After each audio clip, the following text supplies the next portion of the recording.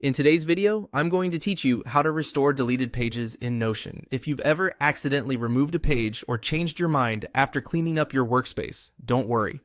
Notion makes it simple to bring that content back. I'll walk you through the process, explain what to look for, and share a few quick tips so you can restore your pages with confidence. First, open Notion on desktop or in your browser and look to the left-hand sidebar. Near the bottom of that sidebar, you'll find Trash. This is where Notion stores pages you've deleted, along with any subpages that went with them. If you don't see the sidebar, try expanding it. On many keyboards, you can toggle the sidebar with a quick shortcut or simply widen your window until the panel appears. Click Trash to open it. Inside Trash, you'll see a list of deleted pages. Each entry shows the page title and usually a small preview. Scan the list to find the item you want to bring back.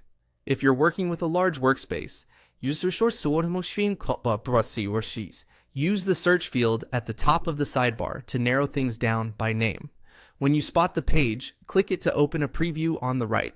This helps you confirm you've got the correct page, especially if there are multiple items with similar names. Once you've selected the right page, look for the Restore option. Depending on your view, this may appear as a Restore button or a curved arrow icon near the top of the preview. Click Restore. That's it.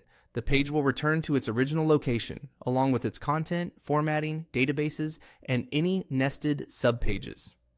If the original parent page has been removed or you no longer have access to it, Notion may place the restored page in a default area like your private section so it isn't lost.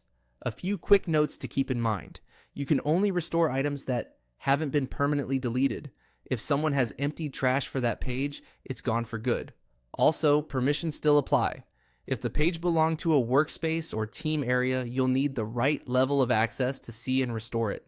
If you can't find what you're looking for, check whether a teammate with higher permissions can see it in their trash. To recap, open Trash from the sidebar, select the page you need, and click Restore.